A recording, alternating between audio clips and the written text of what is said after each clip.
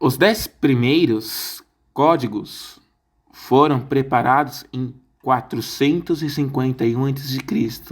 Em 450, o segundo Decemvirato concluiu os 2 últimos.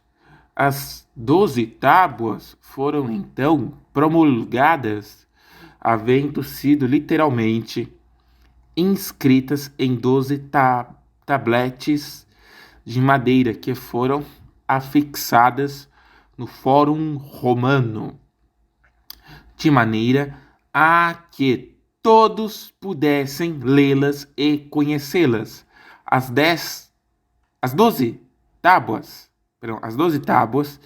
não são uma compilação abrangente e sistemática de todo o direito da época e, portanto, não formam um código na acepção moderna do termo.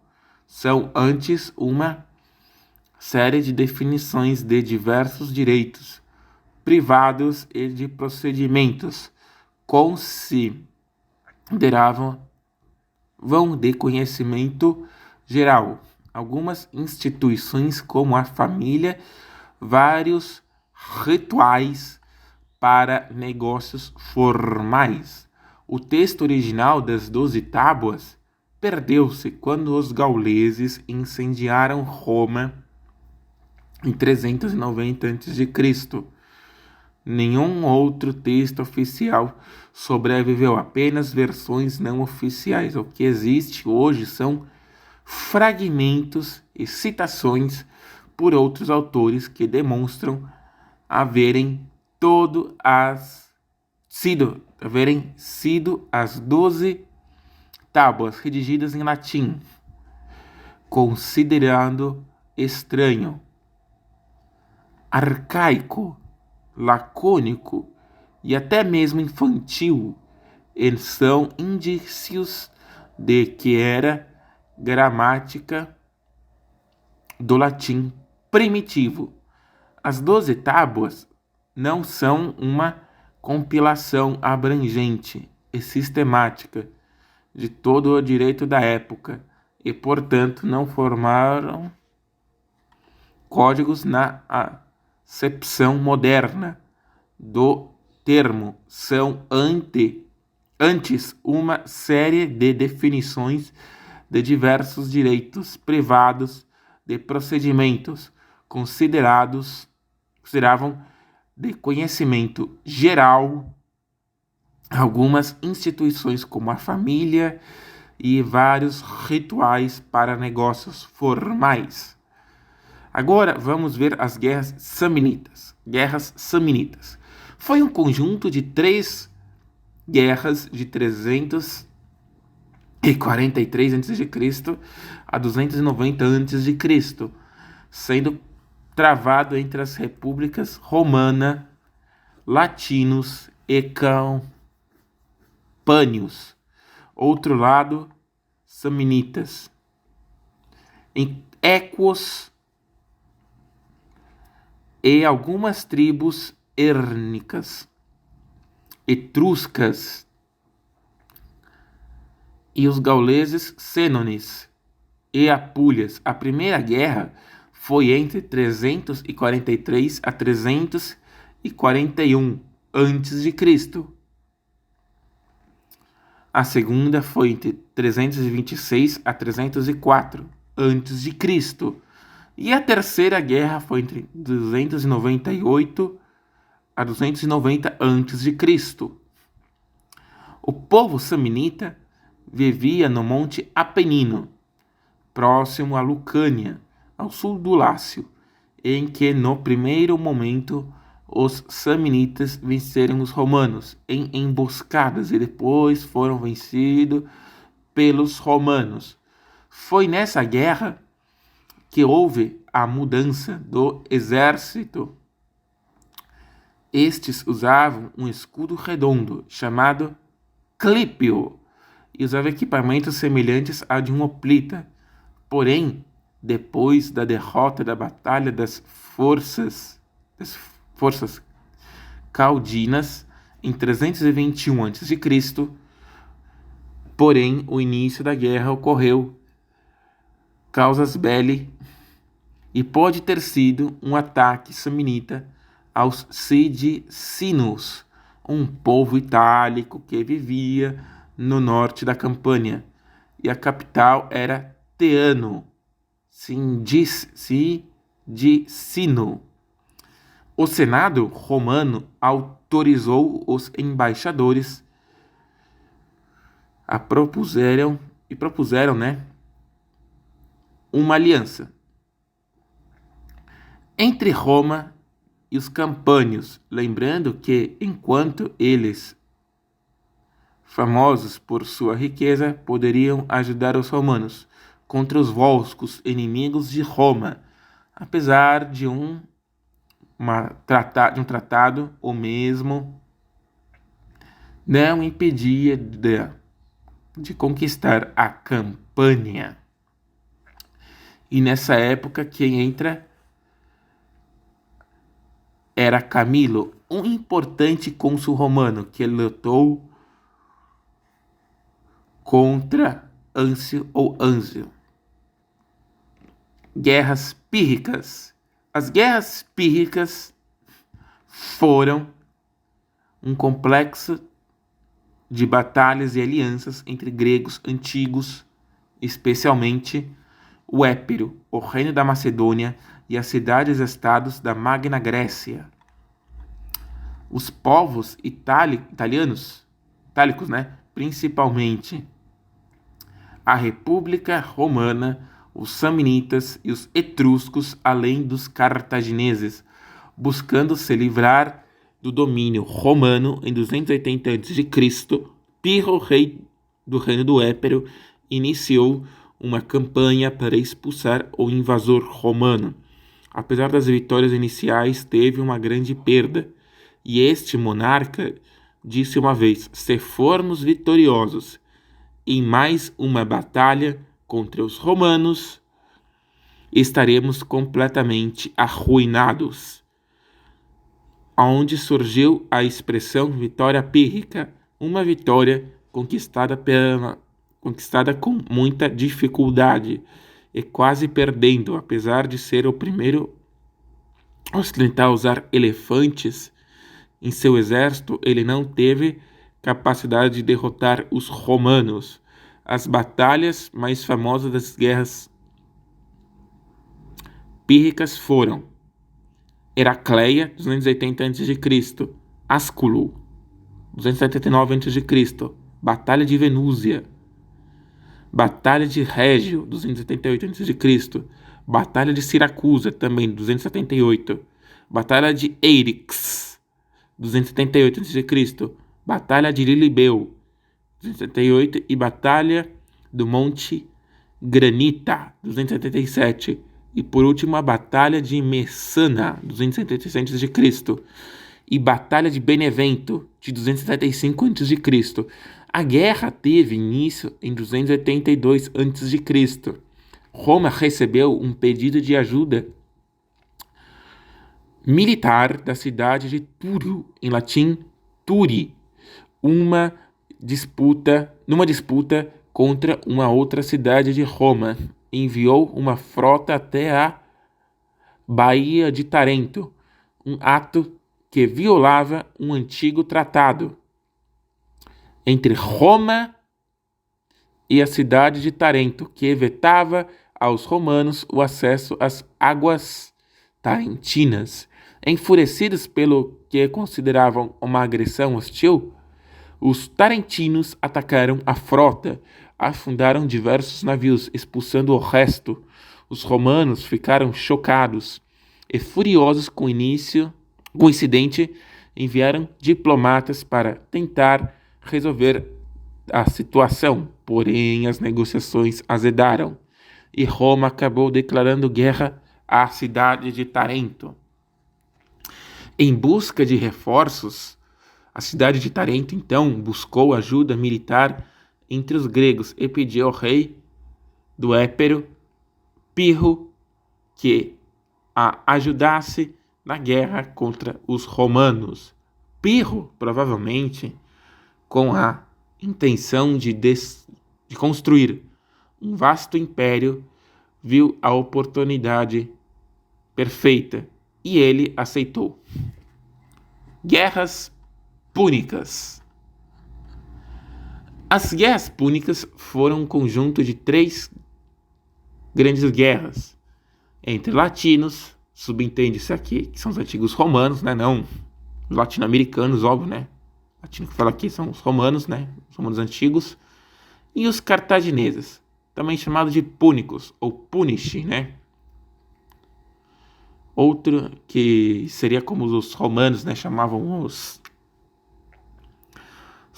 cartagineses por causa da sua origem fenícia, né?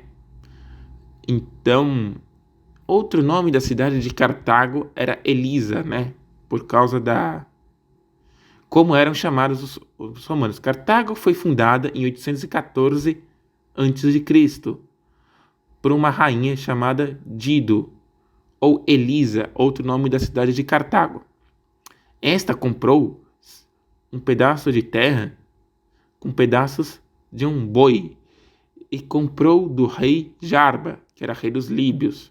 Esta rainha, Dido, veio com uma comitiva após seu irmão Pigmaleão matar seu marido. Fugiu da cidade de Tiro e uma cidade fenícia. De Tiro, né? Tiro é uma cidade fenícia, não Tiro dá um tiro, né? Tiro é o nome da cidade. E Tírios, né? Vindos da Fenícia, dariam origem a Cartago. Diz a história que Jarbas teria se apaixonou pela rainha Dido, ou Elisa, e pediu-a em casamento. E ela aceitou. Porém, no dia do casamento, segundo a história, ela teria se matado, né? Ela se matou em uma pira funerária, né? Já pronunciando a queda da cidade, que seria pelo fogo, né? A primeiro núcleo urbano de Cartago foi a cidade de Birsa, a cidade velha. Em 600 a.C., a cidade já era próspera e essa guerra foi causada pelo controle da Sicília, né? Em 600 a.C., Cartago já tinha templos e já era bem desenvolvida, né?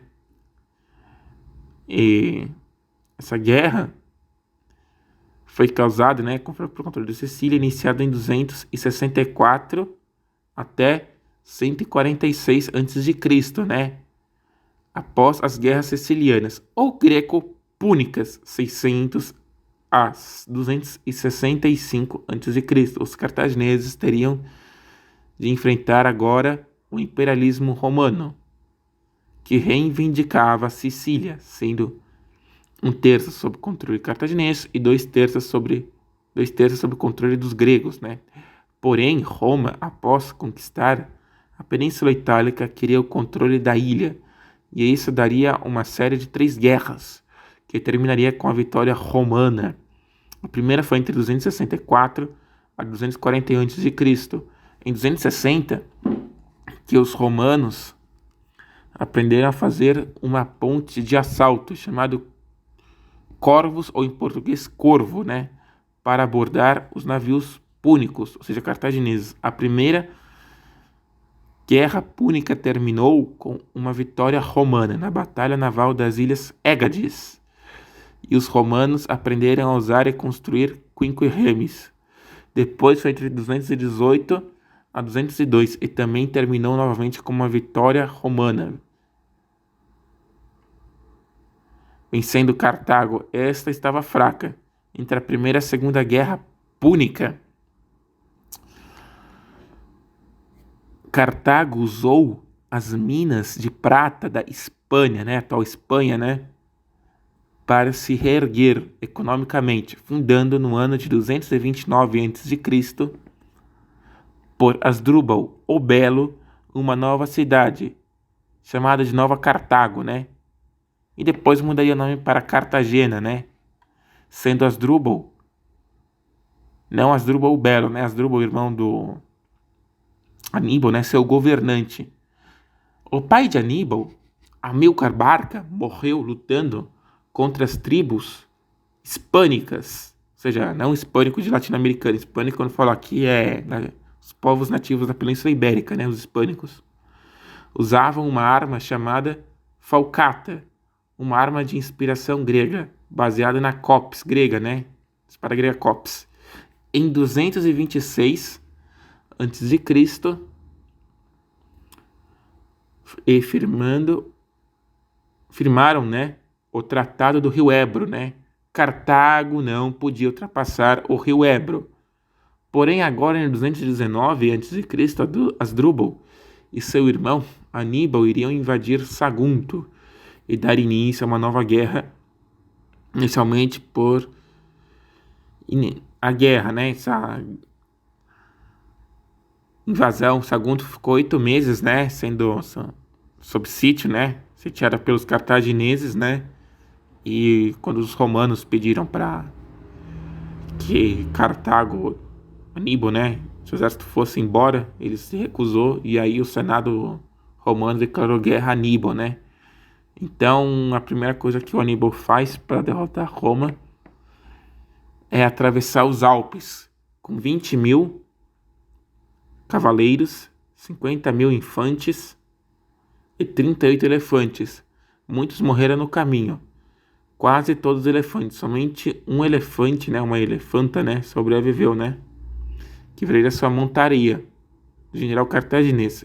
Venceram os gauleses na travessia do venceriam os gauleses na travessia do rio Ródano e derrotou os romanos em Trébia, Trasimento, e nesse intervalo entre Trasimento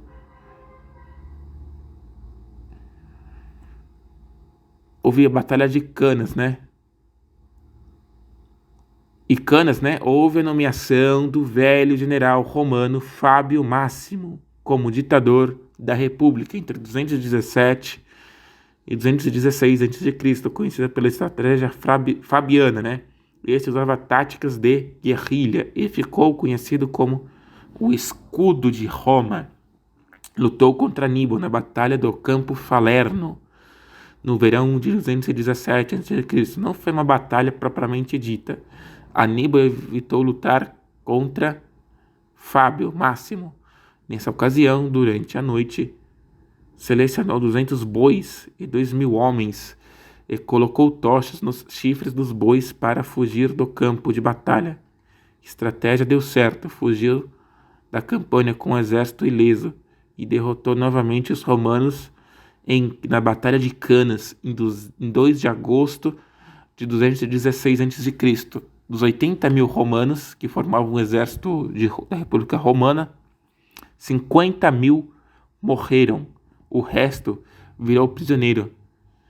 Essa guerra,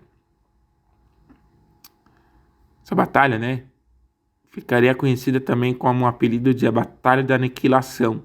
Quando Aníbal tinha apenas 9 anos, segundo a história, diz a lenda, né, que o pai dele, né, o Amílcar, o levou para Espanha, né, atual Espanha, né, e o levou numa caverna na Espanha, né, como falei, atual Espanha, e matou um boi e fez prometer destruir Roma.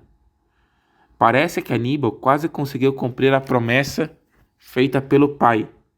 Diz a história que Marhabal, um general de Aníbal, disse para cercar e sitiar Roma. Aníbal disse não. Então Marhabal disse a Aníbal que sabes conquistar uma vitória, mas não sabes aproveitá-la. Foi na cidade de Capua que o general cartaginês Aníbal passou o inverno durante a Segunda Guerra Púnica, né? E em Capua aconteceu o inesperado. Aníbal foi instalado, né? Ficou instalado nessa cidade, né? Com toda comodidade, interrompe a sua campanha no momento em que Roma está quase indefesa, ao alcance de sua espada. E surge a expressão delícias de Capua. Passa a ser a frase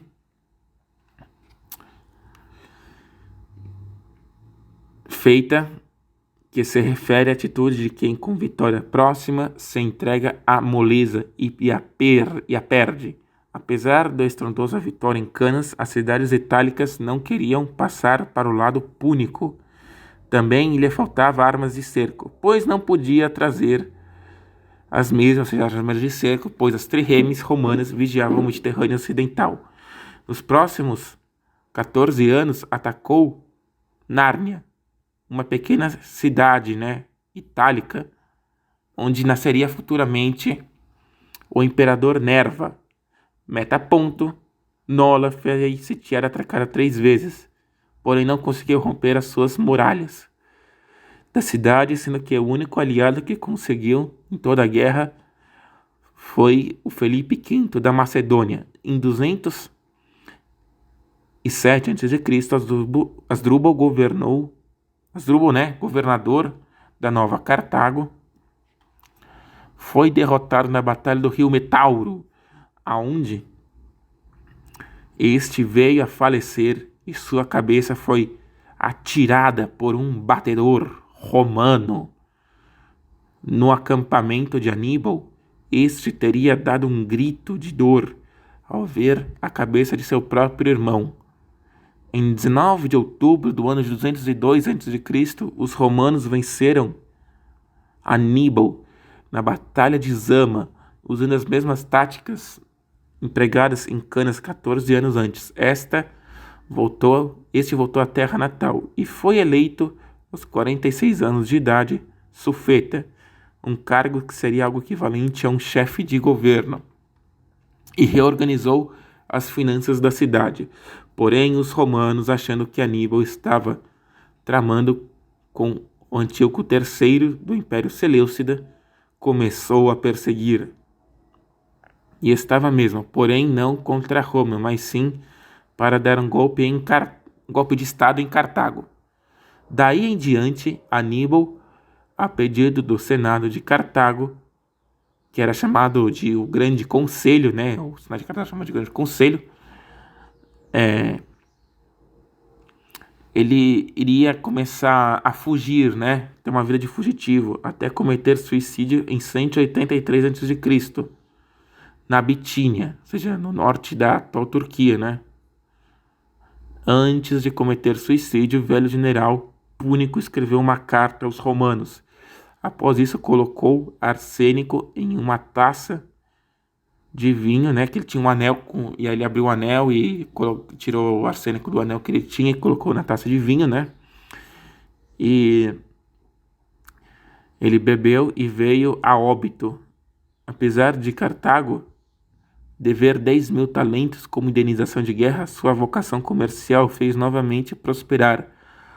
E o senador romano Catão sempre terminava seus discursos com a famosa frase em latim, Delenda est Cartago, ou em português, Cartago precisa ser destruída. Tendo isso em mente, os romanos começaram a pagar os númidas sob o rei Massinissa para atacar Cartago.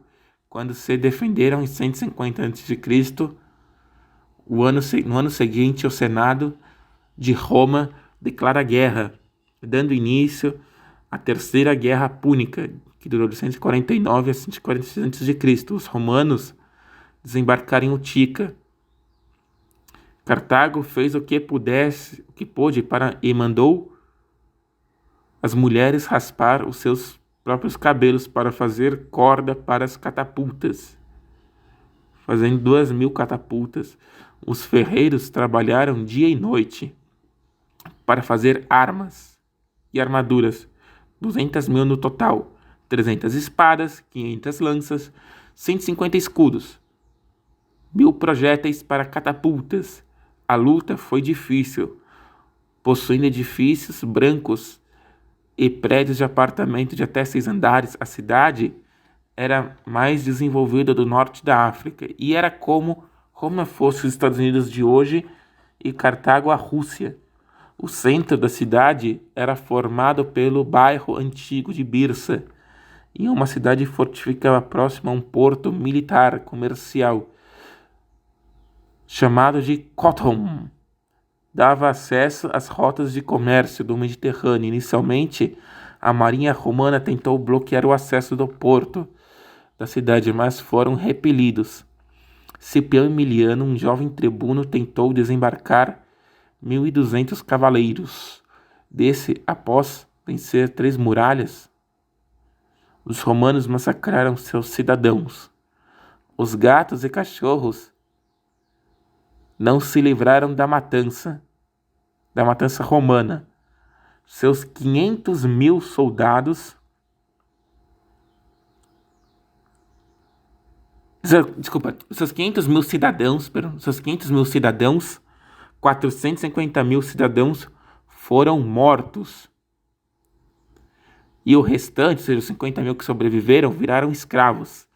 Diz a lenda que depois que Cartago foi destruída, os romanos teriam salgado a terra de Cartago para que nunca mais nada crescesse lá. Porém, os romanos, em 44 a.C., iriam reconstruir a cidade, não mais como uma cidade púnica, pois essa já tinha acabado, mas como uma colônia romana que duraria até o início da Alta Idade Média. Após as guerras púnicas, os romanos chamaram inicialmente o mar Tirreno de Mare Nostrum, depois todo o Mediterrâneo. Agora eu vou falar sobre as guerras ilíricas. As guerras ilíricas ou ilírias foram as campanhas militares que a República Romana empreendeu entre 229 e 219 a.C.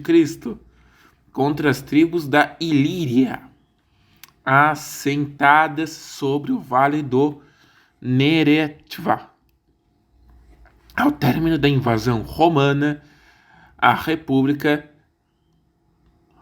conseguiu acabar com a pirataria destes territórios, que punha em perigo o comércio itálico através do mar Adriático. O conflito compreendeu 2 campanhas. A primeira contra a rainha Teuta e a segunda contra Demétrio de Faros. A campanha inicial, que começou em 229 a.C., foi a primeira vez que a armada romana cruzou o mar Adriático a fim de se enfrentar com um inimigo. A Primeira Guerra Ilírica. A Primeira Guerra Ilírica foi travada entre 229 e 228 a.C. pelos romanos contra o reino da Ilíria, comandada pela rainha Teuta, após a morte do rei Agrão. Sua viúva, a rainha Teuta, o sucedeu no trono do reino da Ilíria e começou a dar cada vez mais apoio à pirataria no mar Adriático, prejudicando os interesses romanos e atacando mesmo os navios romanos que passavam na região. Ao mesmo tempo, a Ilíria começou um processo de expansão para o sul, visando o reino de Épiro. Após conquistar algumas das principais cidades deste reino, os ilírios, sob o comando militar de Escerdiledas, derrotou uma expedição de auxílio das ligas Etólia e Acaia, enquanto ainda aguerreava no sul e ao norte contra uma invasão dos Dardânios. Os ilírios receberam uma embaixada romana e Teuta, sentindo-se desrespeitada por um dos seus embaixadores, Segundo Políbio, mandou matá-lo. Os romanos reagiram imediatamente e despacharam uma expedição militar contra a Ilíria.